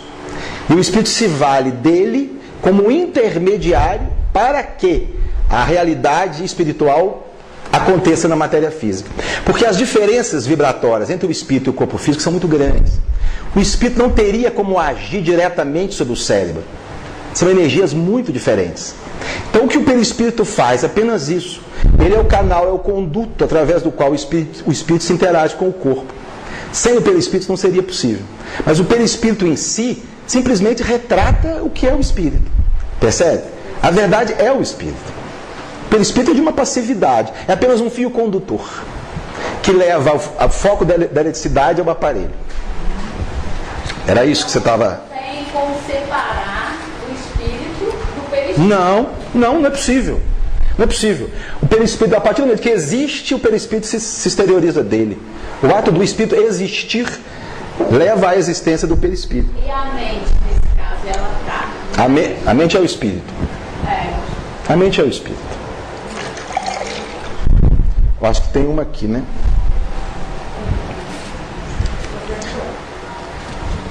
Oi? Pode falar. Eu não entendi a parte da síndrome de Down.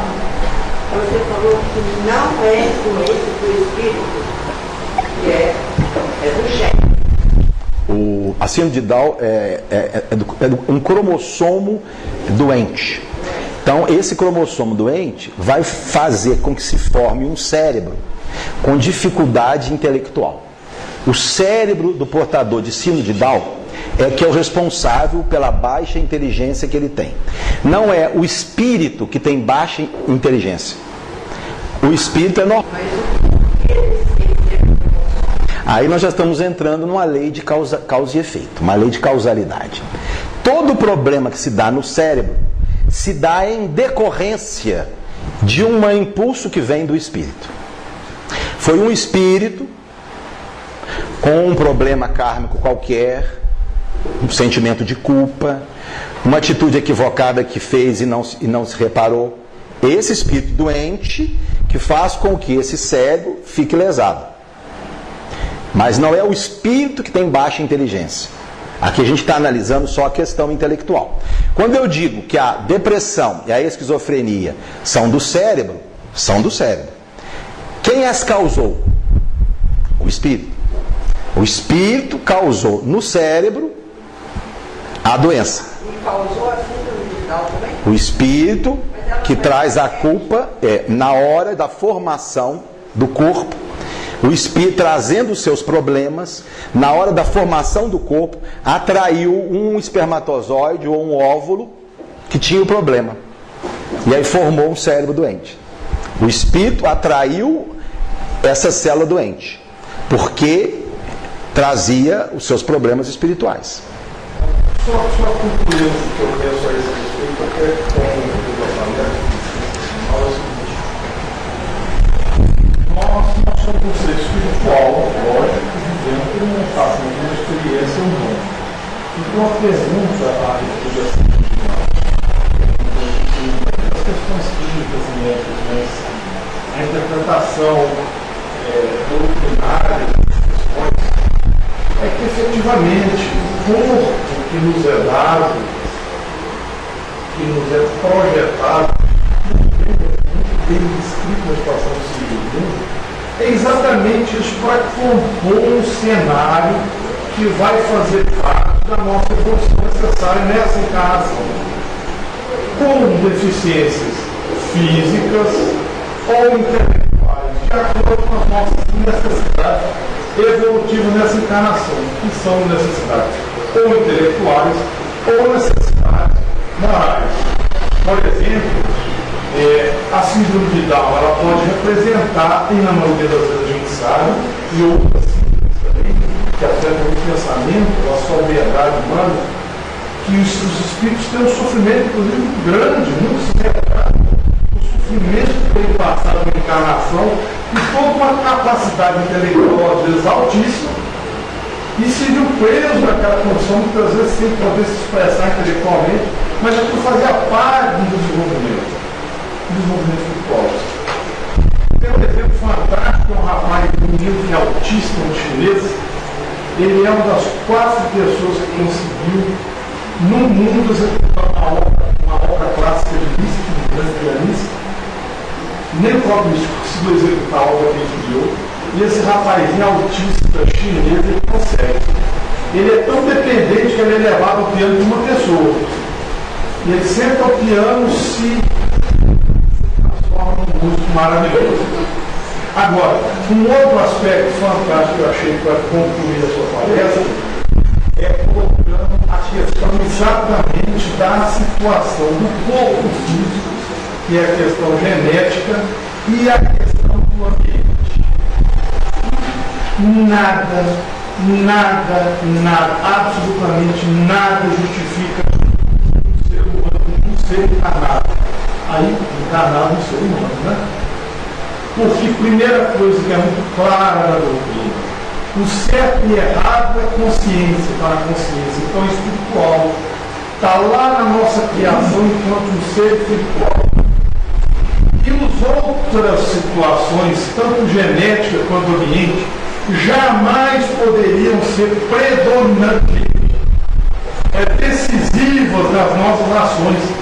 Porque se assim fosse verdade, a gente perderia a questão mística da nossa existência, que seria viver a vida. Acima de qualquer situação, nós somos um ser espiritual e temos uma consciência lá da criação entre o certo e o errado. Se nós somos parte da criação, nós automaticamente somos muito mais bons do que mal. E tudo que nós fazemos na nossa existência tem que partir pela questão do eu sou o dono do livre-arbítrio. Até os espíritos crísticos, o próprio caso do Cristo, da nossa pessoa de Jesus Cristo, até os espíritos crísticos continuam nas suas existências tendo a obrigação de fazer escolha e tendo de fazer uso do livre-arbítrio. É claro que com a visão que possui, é muito mais fácil escolher o caminho correto. Mas então é importante o final da palestra, que descreve essa situação. É o que mais me chama assim, a atenção, e eu acho que esse é o grande motivo da gente estar na doutrina espírita, que é para a gente interpretar essas situações, se fazer extremamente consciente da nossa responsabilidade enquanto escolha consciente, e portanto, isso está nos apontando. Excelente seus comentários. É um pouco a da situação mais fácil e aumentando um pouco a porta da situação mais difícil. Mas é mais correto. Haveria até uma outra questão que eu até poderia ter colocado, exatamente o que você está falando, né? Questão de 909. Kardec pergunta, quer dizer que em qualquer circunstância nós podemos vencer uma imperfeição? Lembra dessa questão? Lembro, e com pouco esforço. Pouco esforço. Pouco esforço. E o final, como são poucos aqueles que se esforçam?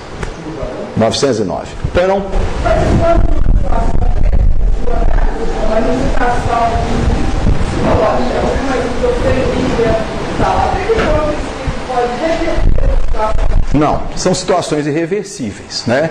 Algumas doenças kármicas são para a encarnação toda. Uma esquizofrenia, uma síndrome de Down, um transtorno bipolar, né? Essas doenças não são curáveis. É uma experiência que o espírito vai vivenciar durante toda a existência. Com medicamentos consegue grande melhora. Alguns conseguem ter uma vida razoavelmente normal. Há um esquizofrênico foi um prêmio Nobel de economia, não é isso? Temos um filme, Mente Brilhante. Então, com a medicação, consegue ter uma vida quase próxima do normal. Mas a experiência de dor é para a existência toda. Doutor, eu li que a síndrome de Down, as doenças, elas têm em função das reencarnações, esse espírito usou a sua inteligência do lado mal. Então ele vem passar essas provações. Foi o que eu tinha dito. Outra coisa que eu recebi a respeito do amigo do senhor falou ao inglês. Imagina se ele tivesse carteira de habilitação na mão, ele poderia fazer. Às vezes, de repente, é uma provação que ele não pode passar, porque de repente pode ocasionar.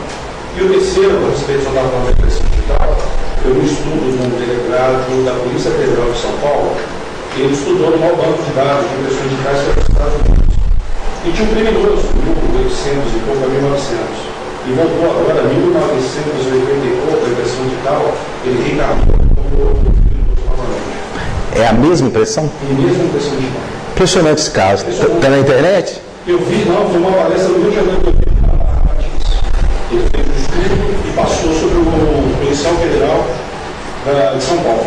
Ele falou que é uma diferença mais ou menos de 100 anos. Interessante você ver a questão da impressão digital, porque há alguns estudiosos que acham que a letra se reproduz também.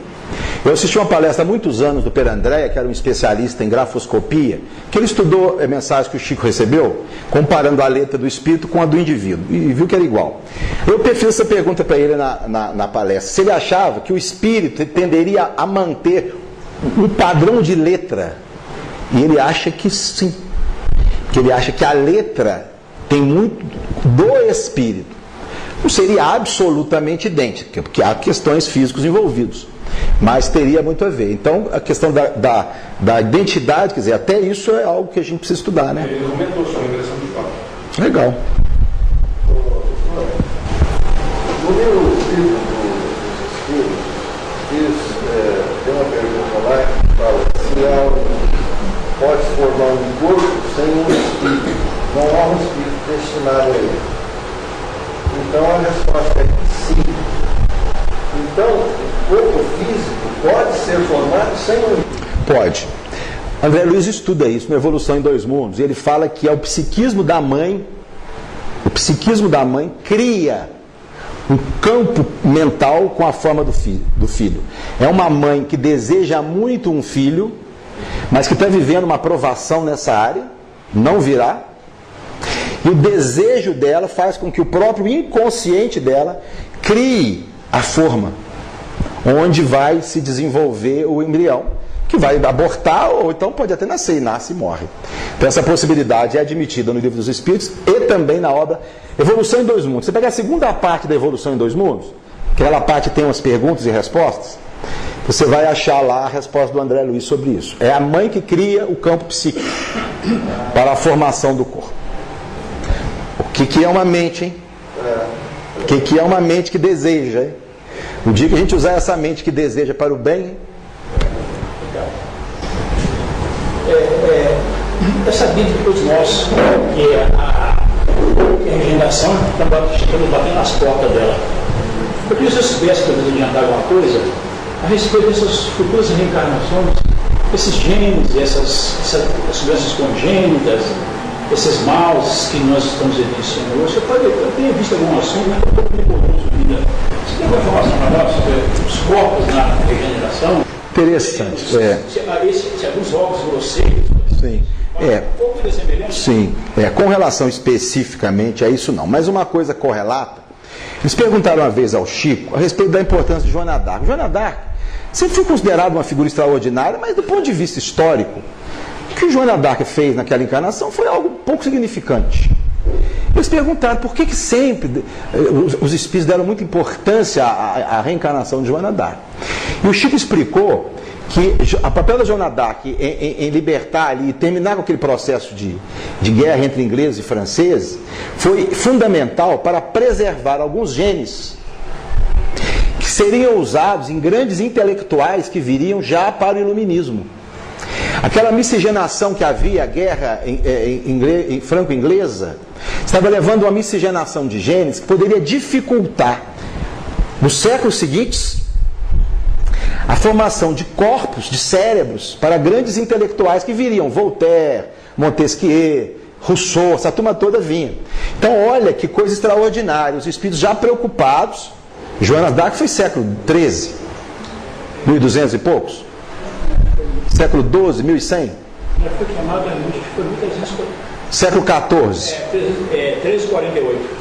Então, no século XIV, eles estavam preocupados com genes que seriam usados posteriormente, no século XVII, no XVIII, com o iluminismo. Então, quando a gente imagina que a gente vai ter um mundo melhor, e o melhor é melhor em todos os sentidos. É o melhor do ponto de vista espiritual, de genes melhores, de ambiente saudável. Então, faz sentido a gente imaginar que espíritos superiores, e aqui é superior mesmo, né? São grandes geneticistas de esferas superiores, já estejam começando a trabalhar isso no sentido de permitir corpos físicos melhores, né? E quando Joana de Ange diz, por exemplo, que Jesus nunca adoeceu na sua encarnação na Terra, a sua única existência na Terra, ele nunca adoeceu. E a gente pensa, sim, graças a esse psiquismo extraordinário que exercia um poderoso efeito sobre o corpo, mas também pelos genes que esse psiquismo selecionou de José e de Maria. Tá certo? Quer dizer, esse psiquismo do Cristo teria selecionado o que havia de melhor na genética dos pais para que o seu corpo fosse um corpo que lhe permitisse a plena exteriorização de sua potencialidade. E é uma coisa interessante, Jesus começa a sua missão aos 30 anos. Por quê, minha gente? Quantos indivíduos com 18, 19, 20 são grandes intelectuais?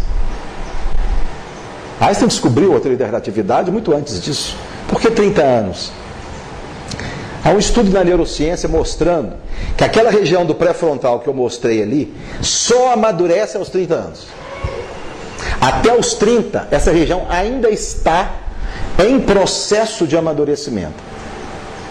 Então a gente raciocina, são hipóteses, né, gente? Apenas hipóteses. Talvez tenha sido por isso. Jesus esperou que o cérebro, que enquanto encarnado ele usou o cérebro, estivesse no ápice para que ele pudesse fazer o melhor possível. São apenas conjecturas. O espírita gosta, né, de fazer conjecturas. Tá vendo? Isso ninguém disse não, tá? Nós estamos apenas conversando aqui. Acho que tem uma pergunta aqui, deixa eu ver. Da mesma forma que podemos conter genes predispostos a doenças, comportamento, etc., podemos, enquanto espíritos, mesmo sem ter um gene, por exemplo, predisposto a alguma doença, podemos provocar tais males no corpo físico? Nós podemos provocar os males independentes da escolha de genes, porque muitos males se dão mesmo depois de estabelecido o processo reencarnatório. Na medida que nós trazemos os matrizes da enfermidade, esses matrizes de enfermidade podem criar zonas predispostas à enfermidade no nosso corpo durante todo o processo. Não apenas durante a escolha dos gametas, nem apenas durante a formação. Nós podemos escolher os melhores genes, formar um corpo físico normal até o nascimento, e a doença ser plasmada por nós depois. O psiquismo doente pode gerar zonas de enfraquecimento no sistema imunológico, permitir proliferação de células mutantes, criando um câncer, né? Diminuindo as nossas defesas, permitindo o aparecimento de doenças como a tuberculose, como a AIDS e muitas outras. Então a questão do surgimento das doenças podem ser genéticas, algumas sim, definidas na escolha dos genes. Podem ser congênitas, não genéticas, congênitas, formado durante a gravidez, e podem surgir depois, não é? Não serem nem genéticas, nem congênitas. Está claro? Quem fez a pergunta? As doenças muitas vezes são absorvidas o ser espiritual que transporta o corpo físico. Quem descreve, tem um livro que descreve muito legal essa situação, é um livro de São Paulo, do grupo que chamou Médico Jesus. Inclusive, isso é tanta verdade que aí é que entra um fato fantástico na doutrina, que é o uso da fluidoterapia e o uso fantástico do passe, que é onde as pessoas às vezes questionam a eficácia do passe e da água fluidificada. É nesse momento que, quando ela equilibra esse ser espiritual, esse ser espiritual, estando equilibrado, consegue dar maior equilíbrio desse corpo físico. Muito bom. Mais alguma pergunta? Cara, Pois não. Depois vai cá. os exemplos durante a palestra, a gente se volta, na análise dos casos, se volta mais nas exceções. Por exemplo, você tem a questão da síndrome de Down, né? A questão do ambiente. Então você faz a análise assim, de não normalidades, né? Para focar naquela situação, do gene, do comportamento, mas na nossa grande maioria, né, em termos de corpo, de qualidade, de genética, a gente está no nível da normalidade da faixa humana, né, do globo. Então a gente tem um cérebro normal, né? A gente vive numa sociedade que tem um comportamento de normal. Como é que a gente pode, não estando nessas zonas de situação, né, dar o melhor de nós, né, o espírito, ao nosso compromisso de sermos pais melhores no trabalho, na sociedade, na religião, porque a gente está dentro de um padrão, entre aspas, né, normal. Então a gente deveria ou estaria sendo chamado ao Espírito ao melhor de nós para fora, né? Porque nós não somos perfeitos ainda. Essa grande maioria da chamada normalidade, que você colocou muito bem, que não representam os extremos, são chamados a conviver na luta contra si mesmos. São as imperfeições que nós trazemos.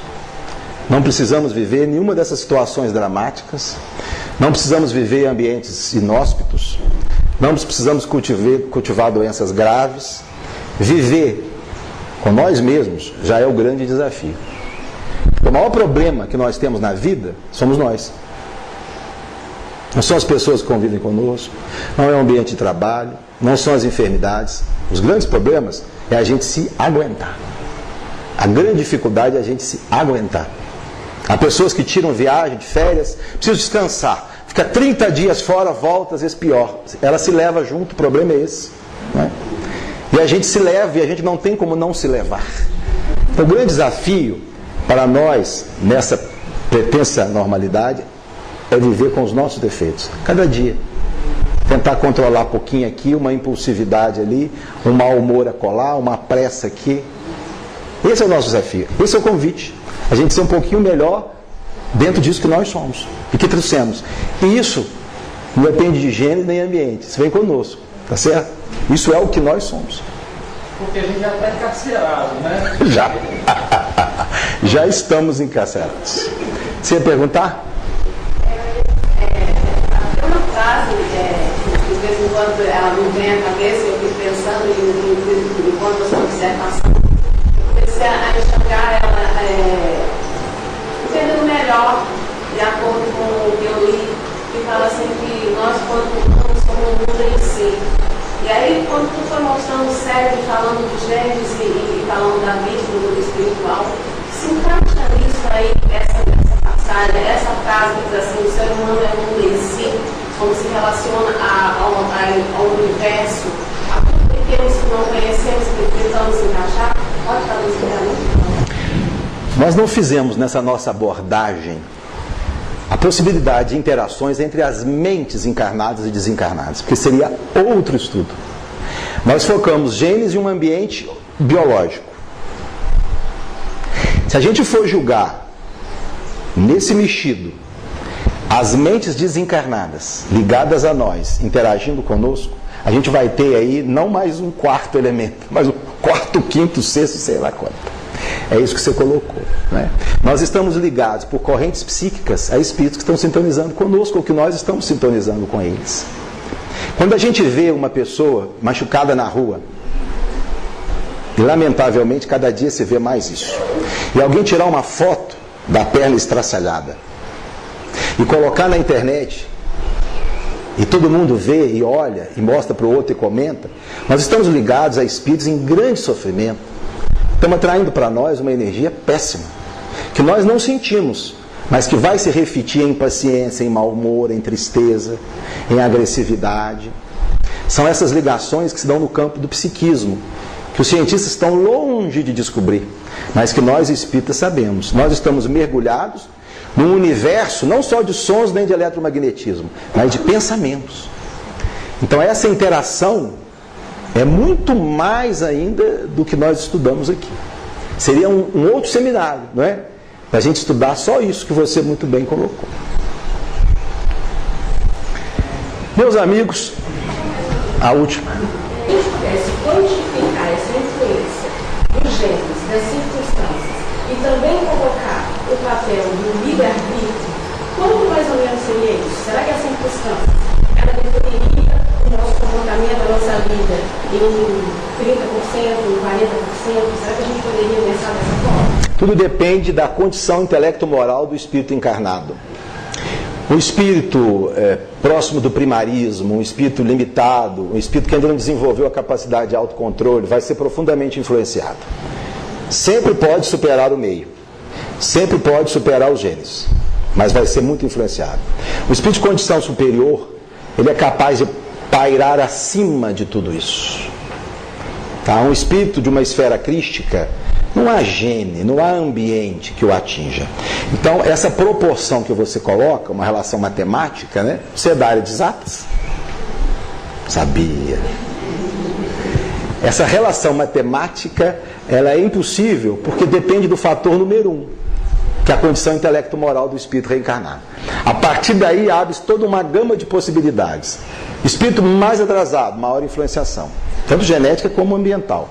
Espírito mais evoluído, menor, que ele é capaz de trabalhar isso de uma forma mais saudável. Meus amigos, quero agradecer profundamente vocês, adorei, um seminário que eu aprendi, fiquei muito feliz, tá? E espero que a gente tenha uma outra oportunidade.